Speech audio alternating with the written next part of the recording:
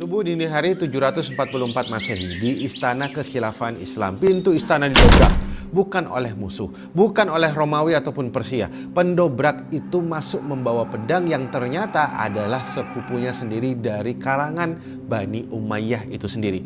Sang khalifah berdiri di pojokan ruangan mencoba untuk bersembunyi. Gelas anggur yang masih di tangannya tumpah membasahi jubah sutranya. Barangkali ia telah mencoba berkata-kata kepada penyerangnya untuk merayu mereka. Demi Allah, aku ini Amirul Mukminin loh. Tenang dulu, kita bicarakan baik-baik. Atau dia mungkin akan berkata, apapun yang kamu minta setelah ini akan aku penuhi, tapi jangan bunuh aku. Tapi ternyata pedang sudah lebih cepat datang daripada kalimatnya.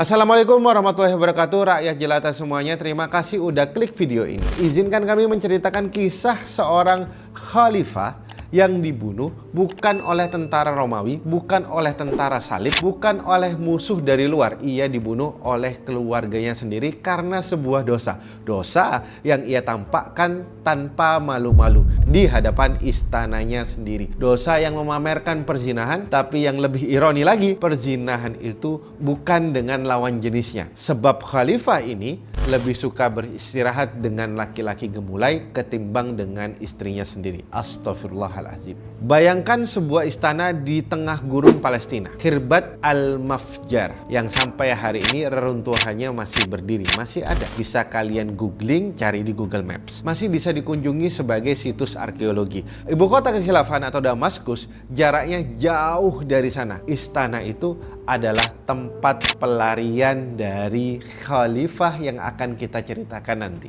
Ini menjadi tempat dia pergi ketika ia ingin menjauh dari urusan umat. Dan Azhabi dalam Syiar A'lam An-Nubala mencatat dengan kalimat yang dingin. Wal mu'asyaratuhu lil mukhannathin. Dan nongkrongnya, kumpul-kumpulnya dia di dalam sana adalah dengan para mukhannathin. Ini istana sekilas ngingetin kita sama pulau Little Saint James milik Epstein. Dan apa itu mukhannisin? Dalam tradisi klasik, mukhannasin itu posisi yang ambigu antara muannas cewek dalam bahasa Arab dengan muzakkar cowok dalam bahasa Arab. Mukhannas adalah laki-laki yang sengaja meniru gaya suara dan gerak-gerik atau gestur perempuan. Botilah kalau sebutan bahasa sekarang. Rasulullah jelas melaknat praktek ini. Tak peduli antum khilafah, antum imam, antum hafiz Quran, kayak apapun itu, gak peduli, Rasulullah sudah menetapkan hukumnya. Tapi di istana Walid kedua ini, mereka bukan dilaknat. Mereka bayangkan digaji pakai uang negara dan diambil dari khas Baitul Mal. Bayangin coba kelakuan sesepuh Epstein yang kali ini yang berkedok agama ini. Kalau Epstein di Amerika, ini bayangin di negara Islam. Nah, di dalam ruangan itu, dalam istana itu ngapain bang? Jadi apa bang? Apa jobnya kok digaji? Di sana mereka ada yang jadi penyanyi, ada yang jadi penari, ada yang jadi sekretaris paling pribadi bagi khalifah. Bukan sekretaris kabinet ya, nggak usah bawa-bawa urusan pribadi negara kalian masing-masing ke sini. Di sana mereka diposisikan sebagai teman duduk yang paling akrab seorang khalifah yang setiap Jumat masih dipanggil di dalam doa para khotib dengan sebutan Amirul Mukminin. Gila nggak tuh? Dan di dalam istananya khalifah ini kerap main game tusbol. Padahal di luar gerbang istananya, gerbang pengaduan dari para qadi, para hakim di seluruh penjuru negeri menumpuk, gak diurus-urus, gak peduli sama dia. Bayangin aja adegannya. Salah seorang qadi yang sudah tua, sepuh, duduk di pelatarannya, menggenggam surat yang sudah dikirim untuk ketiga kalinya. Ia berkata lirih kepada juru tulisnya, udah 6 bulan nih, surat tentang janda di Kufah yang anaknya hilang, yang kalau khalifah sebelumnya Hisham akan menjawabnya dalam 3 hari maksimal. Yang ini aku tidak tahu apakah suratku ini sudah masuk ke meja ruangannya atau nyangkut di balik gerbang doang. Juru tulisnya kemudian menjawab, sudahlah Syekh, pulang aja, khalifah sedang sibuk. Tahu nggak kalian sibuk apa? Sibuk apa? Sibuk mendendangkan syair, sibuk nyanyi, sibuk ngedance. Lu itu khalifah, bukan anggota boy band, Bapak Walid. Teman-teman tahu nggak? Para ulama sirah mencatat satu hal yang sangat menyakitkan tentang Walid kedua ini. Bukan bahwa dia memang melakukan dosa besar, dan itu memang sudah cukup menyakitkan. Tapi ada yang lebih menyakitkan. Apa? Dia melakukan dosa itu tanpa malu-malu. Ibnu Katsir dalam Al-Bidayah wan Nihayah menulis dengan kalimat yang sangat keras. Ia menampakkan kefasikannya, dan kefasikan itu adalah perbuatan kaum Lut. Menampakkan, bukan menyembunyikan, bukan sembunyi-sembunyi atau diam-diam melakukan, bukan menyesali apalagi. Menampakkan. Kalau punya sosmed, wah itu mungkin udah diupload tuh mah. Dia kontenin itu mah, dia banggain, atau malah bikin kompetisi boti pilihan khalifah. Astagfirullah. Sekarang coba renungkan. Walid kedua ini tidak bodoh. Ia tahu rakyatnya berbisik di belakangnya. Ia tahu bahwa para ulama tidak menyukainya. Intelnya tersebar di mana-mana. Dia tahu semua informasi itu. Ia bahkan tahu bahwa pamannya sendiri yang sekarang jadi khalifah itu pernah mencoba mencabut haknya sebagai pewaris takhta karena perilakunya ini. Tapi Walid berhasil mendapatkannya dan menjadi Amirul Mukminin yang sangat tidak layak secara moral. Ini nggak layak. Hisham itu dah mencoba menghentikannya loh. Coba bayangin Hisham berkata kayak gini, Walid sini, aku sudah dengar tentang majelismu, tentang anggurmu, tentang penyanyi-penyanyi dan penari-penarimu, dan tentang bota-boti kesayanganmu di sekelilingmu itu. Lah paman, itu kan cuman hiburan. Lah hiburan apa? Hisham berdiri, wajahnya merah mungkin. Kau akan jadi Amirul Mukminin Walid, khalifah dari umatnya Muhammad, umat Nabi Muhammad sallallahu alaihi wasallam, dan kau menyebut ini sebagai hiburan. Walid menunduk, dan Az-Zahabi kemudian mencatat bahwa setelah Walid keluar dari ruangan itu, dia tertawa. Dia tertawa bersama dengan teman-temannya dan berkata bahwa pamannya sudah terlalu tua. Ini orang tua harus segera diganti aja lah. Ini nggak ngerti kemajuan zaman ini si Hisham ini ya. Seperti itulah kurang lebih gambaran Walid. Ada banyak ulama di sekeliling istana itu. Tapi apakah Walid meminta nasihat mereka? Yo tentu saja tidak. Dia bahkan membangun lingkaran di dalam istananya yang membuat dosa dia merasa baik-baik saja dilihat sebagai normal-normal aja.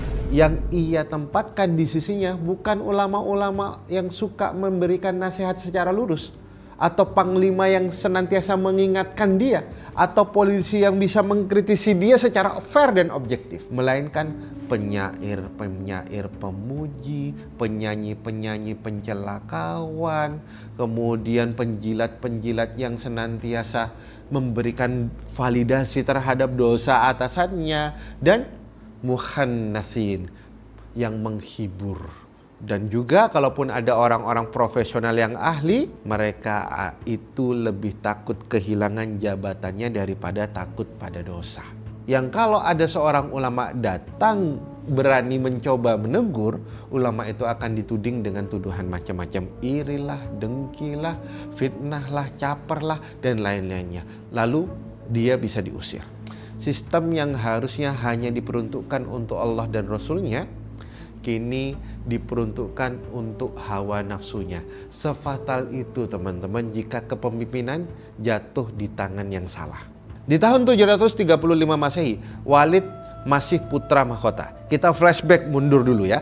Belum jadi khalifah. Pamannya Khalifah Hisham sudah lama mendengar perilaku daripada ponakannya yang tidak pantas ini. Hisham berpikir keras. Mungkin pikir Hisham, kalau Walid dikasih tanggung jawab agama ke rumah Allah, dia akan berubah kali ya. Ngelihat Ka'bah nangis harusnya kayak orang pada umumnya. Maka Hisham mengangkat si Walid II ini menjadi Amir Hajj, pemimpin rombongan jamaah haji. Bayangkan kehormatan ini, memimpin ribuan jamaah haji ke Baitullah, mewakili khalifah dalam ibadah yang paling suci bagi umat Islam, ditunggu setiap tahunnya oleh seluruh umat Islam. Posisi yang biasanya diberikan kepada orang-orang yang paling salih ini loh. Walid, sini, kata Hisham. Walid, sini. Ini kesempatan terakhir kamu ya. kamu pergi ke Mekah, dekati rumah Allah di sono, mungkin di sana hatimu bisa kembali pengen pulang. Tobat sebelum jadi khalifah kamu itu. Walid mengangguk, berjanji. Siap, oke paman, oke siap, laksanakan bos. 86 Pak Khalifah. Tapi tahu nggak kalian apa yang dia lakukan? Dia kemudian mengemasi barang-barangnya sembari membawa anjing-anjing pemburu secara sembunyi-sembunyi. Dia masukkan di dalam peti-peti kayu yang dia bawa bersama rombongan. Padahal dia tahu ini pasti akan ketahuan nih, tinggal nunggu waktu aja. Padahal ini barang hidup kok. Barang hidup kok dibawa segini banyak dibawa. Membawa kawanan anjing pemburu, gak cuma satu berarti ya, disembunyikan di dalam peti-peti kayu di atas unta yang dibawa oleh rombongan. Disamarkan supaya tidak ada yang curiga. Untuk apa? Supaya kalaupun dia berhasil sampai di tempat lokasi yang bagus, dia pengen berburu di sela-sela perjalanan haji. Biar kagak bosen katanya. Bayangin gak tuh? Dah brain root otak dia kayaknya ya. Berburu saat ihram, apa gimana gak konslet tuh? Itu haram secara eksplisit di dalam Quran. Allah sudah jelasin dalam surat Al-Maidah ayat 95. Janganlah kamu membunuh hewan buruan ketika sedang ihram, jelas tuh. Dan di wilayah sekitar Mekah itu wilayah tanah haram Pak Walid. Di sana berburu binatang dilarang secara permanen. Rasulullah SAW sendiri yang menetapkan hukum ini. Emang Walid kedua calon khalifah putra mahkota ini emang kagak tahu? Dia tahu semua hukum ini. Wong dia diajari kok. Mau jadi pemimpin disiapkan kok, ilmu-ilmu dikasih kok. Sebagai Amir Hajj tugasnya adalah menjaga ribuan jamaah dari pelanggaran ihram ini kan harusnya kan ya. Gak taunya dia yang ngelanggar dong. Ini gak cuman melanggar, tapi mempermainkan hukum Allah. Nantangin hukum Allah, udah tahu tapi tetap ditabrak. Lalu di tengah perjalanan, salah satu peti jatuh. Prek, brak, pecah. Anjingnya keluar dong dan menggonggong. Jamaah yang sedang berihram, ya para jamaah itu kemudian terkejut lah. Kok ada anjing nih? Siapa yang bawa anjing nih? Dan Walid apa yang dilakukan Walid? Ngaku, ya kagak, bukan Walid. Bebas dong, dia amirnya, dia pemimpinnya, dia bosnya. Lalu dia menunjuk si pembawa untang. Lah kamu kan yang bawa, gak usah cari siapa yang nitipin. Kok bisa-bisanya kamu bawa? Kok bisa-bisanya kalau kamu tahu ini salah tapi mau tetap bawa? Kamu yang salah. Akhirnya tukang si pembawa unta tadi yang membawa unta itu ditetapkan bersalah dan dipukul keras-keras di hadapan jamaah-jamaah haji itu. Dipukulin guys. Sambil Walid duduk diam menyaksikan seorang yang dipukul untuk dosa yang Walid lakukan. Gila. Kurang ajar emang tulang lunak yang satu ini ya. Pas momen beristirahat, bayangkan, ini gak selesai di situ. Ini kan perjalanan dari Damaskus, ibu kota kekhilafahan, ke Mekah. Jaraknya 1.300 km. Butuh waktu sekitar 1,5 sampai 2 bulan lah. Nah, di satu waktu pas mau beristirahat, Walid memperintahkan para panitia haji ini, para bawahan-bawahannya itu yang ada di sana, agar membangunkan sebuah tenda berbentuk kubah yang ukurannya segede Ka'bah. Biar apa? Gak usah lah.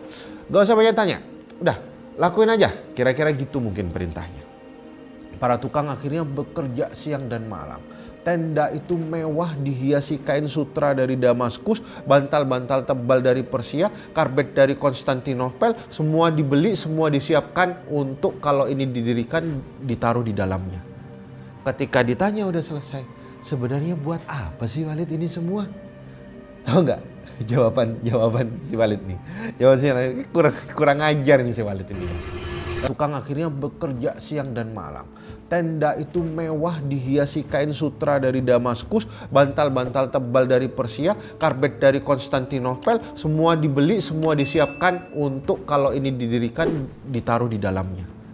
Ketika ditanya udah selesai, sebenarnya buat apa sih Walid ini semua? Tahu nggak jawaban si Walid nih? Jawaban si Walid kurang ajar nih si Walid ini ya. Aku berencana kalau sampai di Mekah, aku mau pasang tenda ini di atas Ka'bah. Aku mau beristirahat sama teman-temanku, duduk-duduk sambil minum anggur, sambil minum khamr, sambil ngelihat orang-orang jamaah ini nih ribuan orang ini tawaf di bawahku. Seru kali ya. Ini kesempatan langka ini ya. Kesempatan langka ini jarang, sayang kalau dilewatkan. Coba bayangin teman-teman, boro-boro taubat. Susah emang kalau orang sudah prefrontal cortexnya udah kena nih, ngalahin HP yang udah kena LCD nih. Bayangkan momen itu, putra mahkota umat Islam, calon Amirul Mukminin ketika berangkat sudah punya niat duduk di rumah Allah sambil meminum sesuatu yang dilaknat Allah di rumah Allah itu sendiri, di tanah yang Allah haramkan. Apakah gak nantangin Allah gak tuh? Ketika rombongan tiba di Mekah, ini gak selesai ternyata. Sahabat-sahabatnya yang masih punya sisa rasa takut kepada Allah panik. Barangkali salah satu dari mereka memohon, ya Allahi wallahi wa walid. Ini nggak masuk akal, kalau dosa begini ini nggak masuk akal ini. Kami tidak merasa aman dari apa yang akan dilakukan rakyat. Kalaupun kita nggak percaya sama laknat, kita nggak percaya sama Allah, tapi rakyat ini jelas bisa melakukan sesuatu, bisa nyakitin kita ini. Mereka akan ngebunuh kita semua kalau ini dipaksakan, termasuk Anda lah. Mosok wong aku khalifahnya nanti kok. Mereka gimana nggak terima? Gimana mereka nggak terima? Saya akan lawan gitu. Saya akan lawan. Anda belum khalifah, Anda belum jadi pemimpin ya Sayyid. Anda itu Amir Hajj sekarang. Dan rakyat mereka mencintai Ka'bah lebih daripada mereka mencintai Anda sebagai putra mahkota. Akhirnya rencananya dibatalkan. Tapi tenda itu sudah dibikin, udah siap, cuman nggak pernah dipasang aja. Udah disiapkan sama Walid. Di sisi lain para jamaah haji sudah melihat, sudah menyaksikan, dan ketika mereka pulang ke desa-desa mereka membawa cerita itu. Cerita itu menyebar dari mulut ke mulut, dari pasar ke pasar, mencapai ke telinganya Hisham sang khalifah di Damaskus, dan Hisham menangis. Disitulah dia ingin membatalkan Walid menjadi suksesornya, udah bulet tekadnya. Tapi ternyata tiba di tahun 743 Masehi, Hisham wafat. Rencana untuk membatalkan Walid belum sepenuhnya usai. Para tetua yang disebut Ahlul Halli wal Aqdi, para sesepuh nih, tidak mau membatalkan baiat yang sudah ditetapkan kepada ayah Hisham sebelumnya, yaitu Abdul Malik bin Marwan, yang bilang kalau aku meninggal, pemimpinnya Hisham. Kalau Hisham meninggal, nah aku pengen Walid kedua yang menjadi khalifah.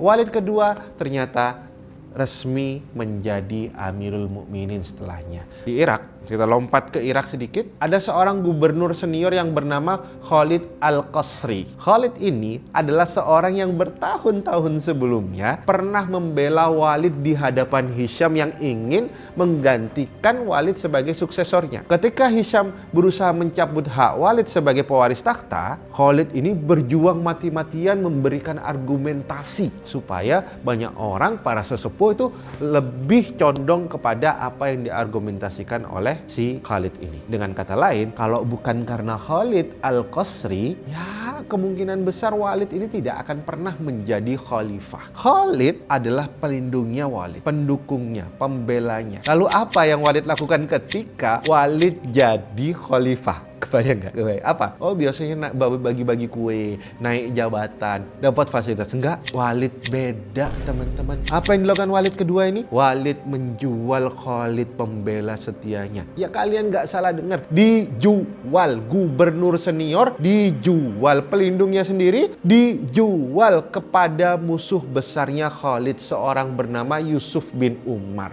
seharga 50 juta dirham. Mari kita konversikan konteksnya di zaman itu.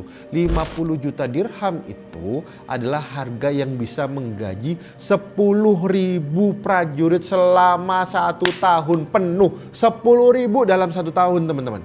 Dan Walid ketika dapat uang itu dikasihkan ke Baitul Mal, dikasihkan kepada operasional negara, kagak dimasukkan ke kantong pribadinya. Dan BTW ya, Yusuf bin Umar ini, seorang pembelinya ini, yang ditawarkan langsung oleh Walid ini, kenapa? Sebab Walid tahu Yusuf punya dendam kepada Khalid yang akan rela membayar berapapun untuk membalaskannya. Jadi dijual mahal tuh, pasti laku ini. Lalu si Yusuf membawa Khalid ke ruang siksaan dan Khalid Al-Qasri, orang yang pernah membela Walid, disiksa sampai tewas berbulan-bulan lamanya.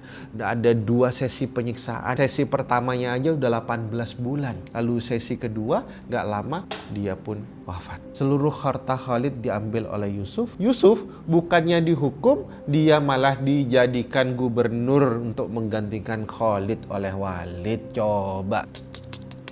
Gak selesai di situ perlakuan si Khalid ini. Belum cukup dengan Khalid, Walid kedua ini juga memenjarakan Sulaiman bin Hisham, sepupunya sendiri, anak kandung daripada Hisham, paman yang baru saja wafat, lalu menyerahkan tahtanya kepada Walid tanpa alasan yang kuat, tanpa peradilan, hanya karena bisa nih kayaknya. Dah masukin aja dah. Bayangin aja, misal Sulaiman bertanya kepada para penjaga di selnya, tolong sampaikan kepada Walid, apa salahku? Aku ini sepupunya sendiri loh, aku ini darah dagingnya loh. Para penjaga menjawab, maaf ya pemimpin, tuan kami Amirul Mukminin sedang sibuk. Sibuk ngapain? Sibuk mabok, sibuk kumpul-kumpul sama cowok-cowok yang dia cintai. Bayangkan momen itu, seorang khalifah bukannya menyatukan keluarganya, justru memenjarakan anak pamannya yang baru wafat. Ya mungkin Khalid ingin balas dendam karena gak ridho tahtanya mau gak dijadikan sama pamannya. Dan mungkin dia juga antisipatif agar anak pamannya ini gak ngelanjutin rencana daripada khalifah sebelumnya itu. Padahal pamannya itulah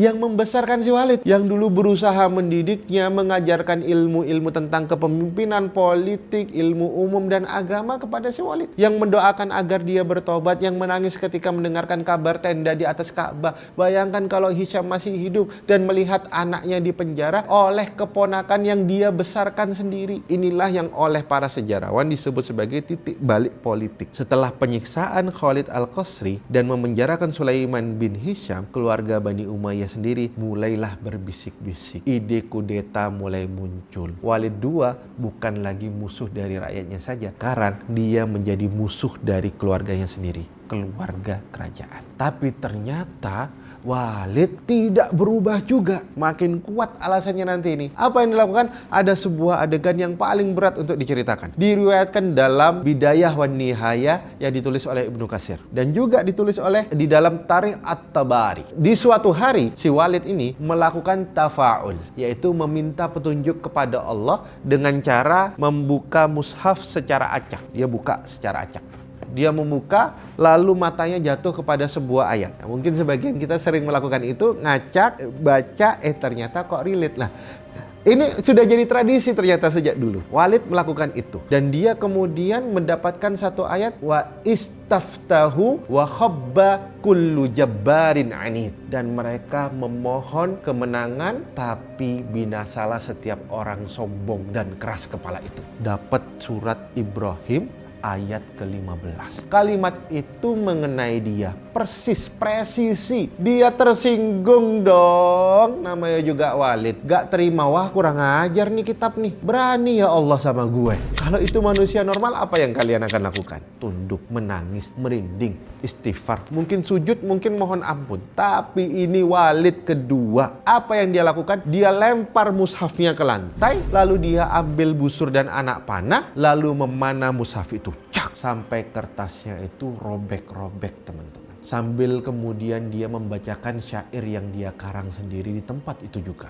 Wahai mushaf, engkau acam aku dengan jabbarin anid. Ya, akulah orangnya itu. Itu adalah aku.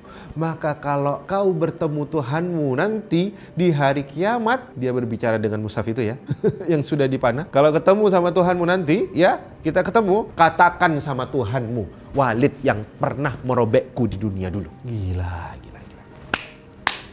Ini bukan lagi maksiat, ini bukan lagi dosa biasa. Ini langsung menantang Allah, mengirim pesan kepada Allah melalui kitabnya yang dia robek dengan panah.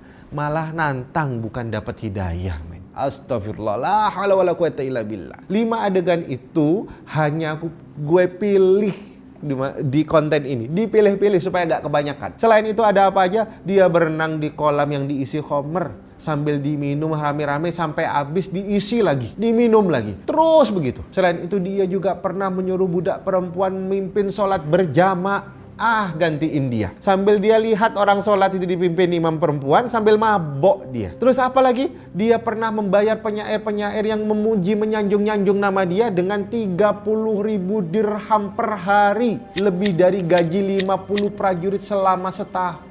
Modal nyanyi sambil memotong tunjangan rutin untuk keluarga sahabat Nabi dan turunan Ahlul Bait. Coba. Selain itu apa lagi? Masih banyak. Menulis syair-syair khamriyah, memuja khamr, isinya melecehkan ibadah haji, ibadah puasa, dan ayat-ayat Quran. Sebagian syair itu masih ada sampai hari ini dikutip oleh sejarawan modern. Saya pribadi kesulitan untuk membacanya karena terlalu menyakitkan untuk dibacakan di sini. Silakan kalau mau cek sendiri, cari tahu sendiri. Dan ini, semua ini terjadi dalam masa 4 bulan kepemimpinannya.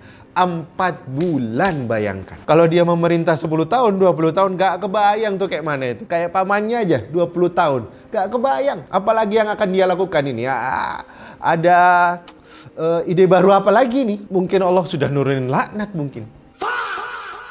Dalam psikologi sosial ada istilah moral disengagement. Proses bertahan di mana seseorang melepaskan diri dari standar moralnya. Albert Bandura, psikolog dari Stanford, memetakan polanya.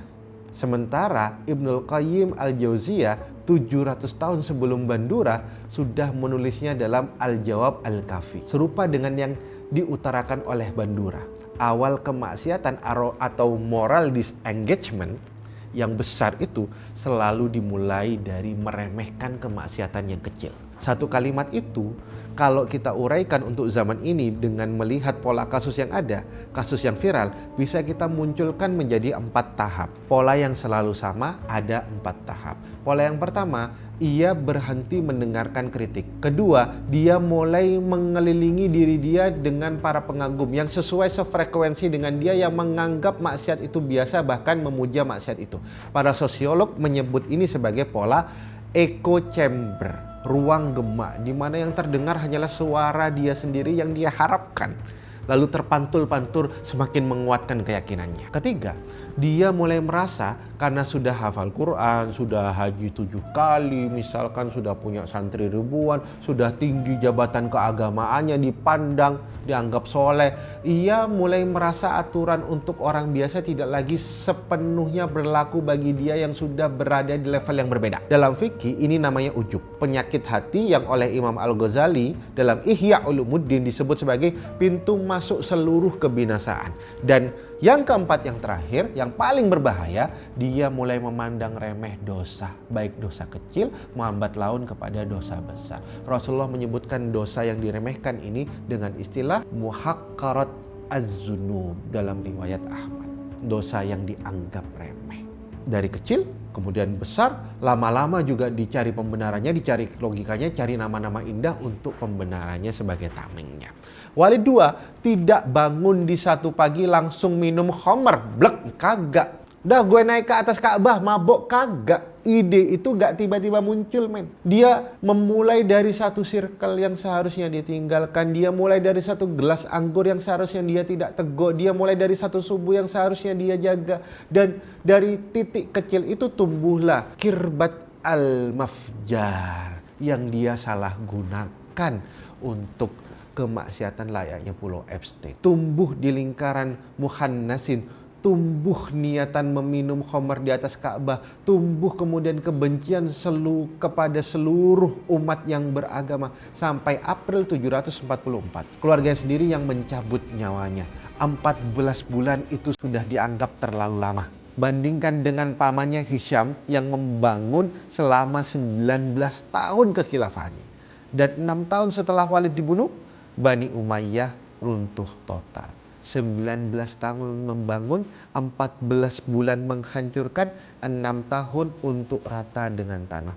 Itulah harga muhaqqarat az-zunub, pembenaran terhadap dosa. Setelah penyiksaan Khalid Al-Qasri sampai mati dan pemenjaraan Sulaiman Al-Hisham, para pangeran Bani Umayyah mulai berkumpul secara diam-diam. Bukan di istana resmi, bukan di masjid, tapi di rumah-rumah pribadi mereka di pinggiran-pinggiran Damaskus di malam hari yang tidak terlihat.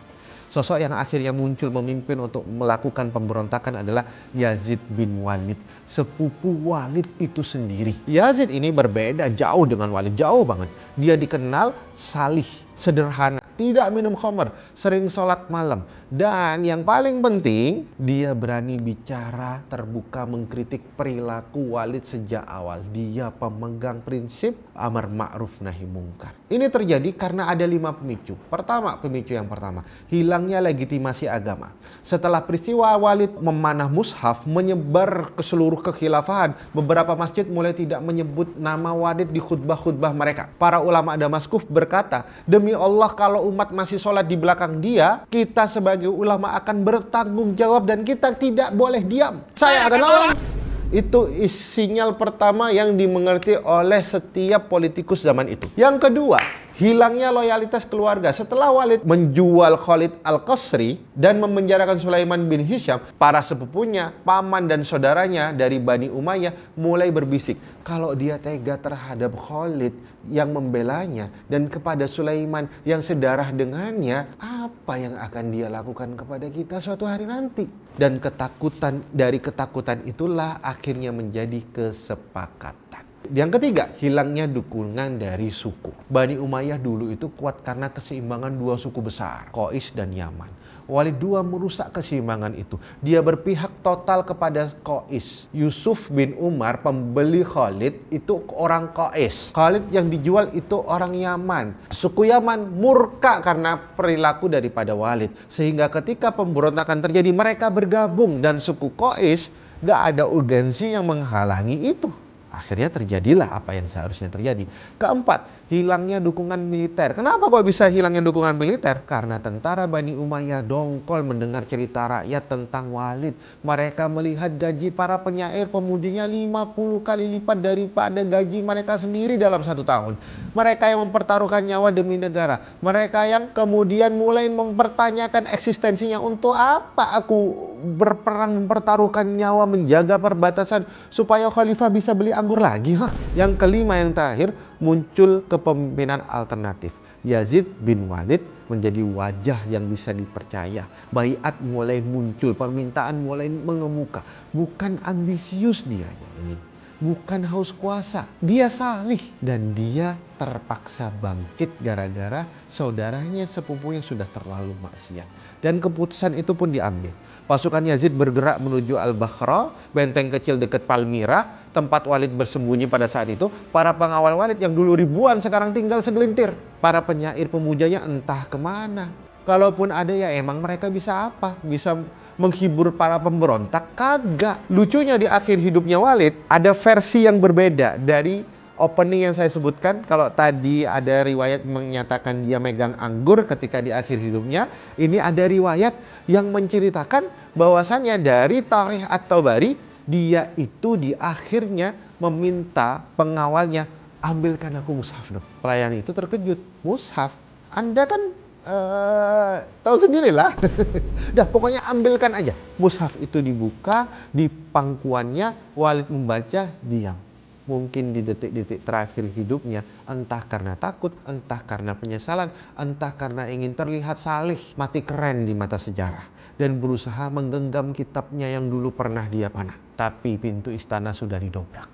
Yang masuk membawa pedang adalah sepupunya sendiri beserta pemberontak-pemberontaknya yang sudah jengah dengan maksiat si Walid. Kerabat Bani Umayyah sendiri, bukan tentara Romawi, bukan tentara salib, bukan musuh dari luar. Keluarganya sendiri yang dia khianati ketika dia menjual Khalid Al-Qasri. Keluarganya sendiri yang mereka takuti, yang dulu dibuat takut oleh Walid dengan ponggah karena memenjarakan Salim bin Hisham. Keluarganya sendiri yang akhirnya berkata kepada Allah dalam doa malam-malam mereka, ya Allah, cabutlah nyawanya sebelum dia mencabut iman umat ini. Dan menurut riwayat At-Tabari, Walid II kemudian sambil memegang mushaf di tangannya. Mushaf yang dulu dia panah dengan musur, mushaf yang dulu dia robek dengan kemarahan, mushaf yang dulu di detik-detik terakhir dia coba peluk untuk perlindungan tapi terlambat. taubat. Pedang sudah datang lebih cepat dari taubatnya. Kepalanya dipotong, dikirim ke Damaskus sebagai bukti bahwa kekhilafahan telah berpindah. Tubuhnya digantung beberapa hari di pintu kota supaya rakyatnya melihat. Inilah akhir seorang yang dulu mereka panggil Amirul Mukminin. Dia mengagungkan nafsunya ketimbang perintah Tuhannya. Astagfirullahaladzim. La haula wala quwata illa billah. Kurang lebihnya mohon maaf. Sampai jumpa kita di kisah berikutnya.